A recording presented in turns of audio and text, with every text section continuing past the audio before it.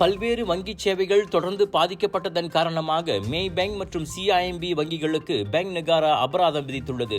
மே பேங்கிற்கு 43,20,000 ரிங்கிட்டும் CIMBக்கு 7,60,000 ரிங்கிட்டும் அபராதமாக விதிக்கப்பட்டன. அவ்விரு வங்கிகளும் முறையே ஆகஸ்ட் 8 மற்றும் 12ஆம் தேதிகளில் அபராத தொகையை முழுமையாக செலுத்தின. நிதிச் சேவை சட்டத்தின் கீழ் அவற்றுக்கு அந்த அபராதங்கள் விதிக்கப்பட்டன. அட்டவணையிடப்படாத வங்கி சேவை தடை ஓராண்டுக்கு ஒட்டுமொத்தமாக 4 மணி நேரங்களை தாண்டக்கூடாது. அதோடு சேவை தடை ஏற்படும் ஒவ்வொரு சமயமும் அதிகபட்சமாக 120 நிமிடங்களுக்குள் இயல்பு நிலைக்கு திரும்பிவிட வேண்டுமென நிதிச் சேவை சட்டம் வரையறுத்துள்ளதை பேங்க் நெகாரா சுட்டிக்காட்டியது. இவ்வேளையில் அபராதத்தை செலுத்திய அவ்விரண்டு வங்கிகளும் நடந்த தவற்றை ஒப்புக்கொண்டு சீர் செய்ய வேண்டிய அம்சங்களில் கவனம் செலுத்துவதாக உறுதியளித்துள்ளன. பேங்க் நெகாராவின் அனைத்து விதிமுறைகளுக்கும் உட்பட்டு வாடிக்கையாளர்களுக்கான சேவை தரத்தை மேம்படுத்தவும் உறுதி பூண்டுள்ளன.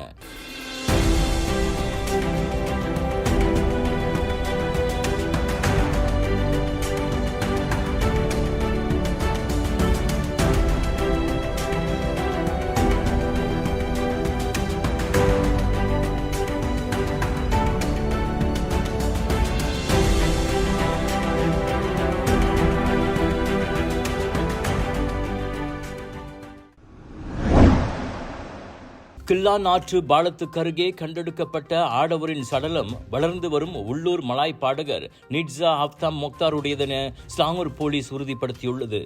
அடுத்த கட்ட நடவடிக்கைக்காக அச்சடலம் கில்லான் தெங்கு அம்பான் ரஹிமா மருத்துவமனைக்கு அனுப்பப்பட்டுள்ளது. நிட்ஸா முன்னதாக காணாமல் போனதாக செய்தி வெளியான போது அவர் கொள்ளையிடப்பட்டிருக்கலாம் என சந்தேகிக்கப்பட்டது. அவரின் ரொக்க பணமும் வங்கி அட்டைகளும் காணாமல் போயின. ஆனால் பணப்பையில் வைத்திருந்த அடையாள அட்டை, மாணவர் அட்டை மற்றும் புகைப்படம் அப்படியே இருந்தன. அதுவும் கில்லான் ஆற்று பாலத்தின் மேலே அப்பணப்பையும் கைபேசியும் தனியாக கிடந்தன. அவர் கொள்ளையிடப்பட்டிருக்கலாம் என்ற சந்தேகத்தையும் அது வலுப்படுத்தியது. கில்லான் சுல்தான் சுலைமான் அரங்கில் மெதுவோட்டத்திற்காக செவ்வாய்க்கிழமை இரவு 7:45 மணிக்கு வீட்டை விட்டு வெளியே சென்ற நிட்ஸா அதன் பிறகு வீடு திரும்பவில்லை என அவரின் குடும்பத்தினர் மறுநாள் அதிகாலை 4 மணிக்கு போலீசில் புகார் செய்தனர். அதே நேரத்தில் நிட்ஸாவாக இருக்கலாம் என கூறி 56 என்ற எண் பொறிக்கப்பட்ட சட்டையை அணிந்திருந்த ஆடவர் கில்லான் மஸ்ஜித் இந்தியாவில் நடந்து செல்லும் CCTV கேமரா பதிவும் சமூக ஊடகத்தில் வைரலானது. இந்த நிலையில் தான் அதே 56ஆம் எண் பொறிக்கப்பட்ட கருப்பு நிற ஆடை அணிந்திருந்த இளைஞரின் சடலத்தை புதன்கிழமை இரவு 7 மணி வாக்கில் கில்லான் ஆற்று பாலத்துக்கு அருகே தீயணைப்பு மீட்புத்துறை கண்டெடுத்தது. மாற்றுத்திறனாளியான ஹீயெயிலிங் ஓட்டுநரை தாக்கி காயப்படுத்திய போலீஸ்காரர் மீது உடனடியாக கட்டொழுங்கு நடவடிக்கை எடுக்கப்பட்டுவிட்டது. போலீஸ் படையின் நெறிமுறை மற்றும் தர நிர்ணய பின்பற்றல் துறை JIPS மேற்கொண்ட உள் விசாரணையின் முடிவில் அந்நடவடிக்கை எடுக்கப்பட்டது. தேசிய போலீஸ் படை தலைவர் தான் ஸ்ரீ ரொசாருடின் ஹுசேன் அதனை உறுதிப்படுத்தினார். கட்டொழுங்கு மீறலில் சிக்கும் போலீஸ்காரர்களுக்கு குற்றத்தின் அளவு மற்றும் தன்மையை பொறுத்து எச்சரிக்கை, சம்பள உயர்வு நிறுத்தம், வேலையிலிருந்து இடைநீக்கம், பதவி இறக்கம் போன்ற தண்டனைகள் காத்திருப்பதாக அவர் சொன்னார். அத்தாக்குதல் சம்பவத்தில் போலீஸ் தரப்பில் எடுக்கப்பட்ட நடவடிக்கை குறித்து பாதிக்கப்பட்ட நபரான ஆங் இங் கியோங் சார்பில் வழக்கறிஞர் N சுரேந்திரன் கேட்டிருந்த கேள்வி தொடர்பில் IGP பதிலளித்தார். அச்சம்பவம் தொடர்பில் 12 பேரது வாக்குமூலங்கள் பதிவு செய்யப்பட்டு விசாரணை அறிக்கையும் சட்டத்துறை அலுவலகத்திற்கு அனுப்பப்பட்டுள்ளதாக ஏற்கனவே தெரிவிக்கப்பட்டிருந்தது.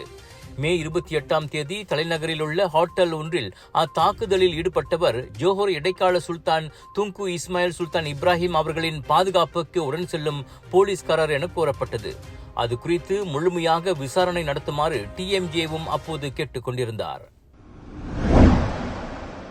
ஸ்லாங்கூர் காஜாங்கில் கண் பார்வை இழந்த கணவரை 4 ஆண்டுகளுக்கு முன்னர் கொலை செய்த பெண்ணும் அவரின் தம்பியும் தூக்கு தண்டனையிலிருந்து தப்பியுள்ளனர். தூக்கு தண்டனையை மாற்றி இருவருக்கும் 33 ஆண்டுகள் சிறை தண்டனை விதித்து புத்ராஜயா மேல்முறையீட்டு நீதிமன்றம் தீர்ப்பளித்தது.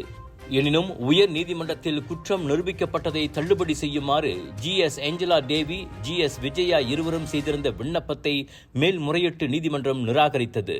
விஜயாவுக்கு 12 பிரம்படிகளும் விதிக்கப்பட்டன. அவர்கள் கைதான 2020ஆம் ஆண்டு அக்டோபர் 10, 17ஆம் தேதிகளிலிருந்து சிறை தண்டனை தொடங்குகிறது. 2020 அக்டோபர் 1ஆம் தேதியன்று காஜாங் கம்போங் பாரு சுங்காய் சுவாவில் உள்ள ஒரு வீட்டில் 59 வயது தேவராஜுவை கொலை செய்ததாக ஒன்றாக இணைந்து உணவகம் நடத்தும் ஏஞ்சலா தேவியும் அவரது தம்பியும் முன்னதாக குற்றம் சாட்டப்பட்டனர். இருவரும் குற்றமிழைத்தது கடந்த ஆண்டு உயர் நீதிமன்றத்தில் நிரூபணமாகி அவர்களுக்கு மரண தண்டனை விதிக்கப்பட்டது குறிப்பிடத்தக்கது. சொல்லியபடி வேலை தராமல் 15 நாட்களாக முதலாளியால் மலாக்கா திங்காவில் உள்ள வீடொன்றில் அடைத்து வைக்கப்பட்ட 36 வங்காளதேச ஆடவர்களை குடிநுழைவுத்துறை காப்பாற்றியுள்ளது. இட நெருக்கடியான மற்றும் அசுத்தமான சூழலில் அவர்கள் தங்கியிருந்தது கண்டு சோதனைக்கு சென்ற அதிகாரிகளே அதிர்ச்சிக்குள்ளானதாக மாநில குடிநுழைவுத்துறை இயக்குநர் அனிர்வான் பௌசி முகமது ஐனி தெரிவித்தார். பொதுமக்கள் கொடுத்த தகவலின் அடிப்படையில் நேற்று முன்தினம் இரவு தொடங்கி விடியற் காலை வரை அச்சோதனை மேற்கொள்ளப்பட்டது. அதிகாரிகள் உள்ளே நுழைந்த போது 36 பேரும் ஒருவரை ஒருவர் நெருங்கிக் கொண்டு படுத்துறங்கிக் கொண்டிருந்தனர். மீட்கப்பட்ட வங்காளதேச பிரஜைகளிடம் முறையான பயண பத்திரமும் இல்லை. இதையடுத்து விசாரணைக்கு வந்து உதவுமாறு கூறி சம்பந்தப்பட்ட முதலாளிக்கு 2 சம்மன்கள் வெளியிடப்பட்டன. இந்தியா கர்நாடகாவில் ஸ்கூட்டரில் சென்ற பலே திருடனை தனியாக துரத்திச் சென்று பிடித்த போலீஸ்காரருக்கு பாராட்டுகள் குவிகின்றன. பெங்களூரில் போக்குவரத்து போலீஸ் நிலையம் ஒன்றின் அருகே நிகழ்ந்த அப்பரபரப்பான சம்பவம் சிசிடிவி கேமராவில் பதிவாகி வைரலாகியுள்ளது.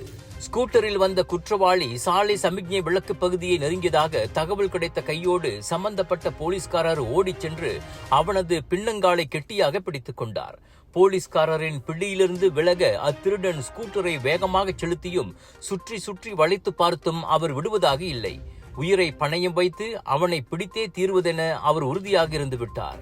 திருடன் ஒரு கட்டத்தில் போலீஸ்காரரை மோத பார்த்தான். ஆனால் அதற்குள் மற்ற போலீஸ்காரர்களும் பொதுமக்களும் தலையிட்டு அவரை காப்பாற்றிவிட்டனர். திருடனும் ஒரு வழியாக அகப்பட்டான். அத்திருடன் 40 குற்றப்பதிவுகளை கொண்டிருப்பது குறிப்பிடத்தக்கது.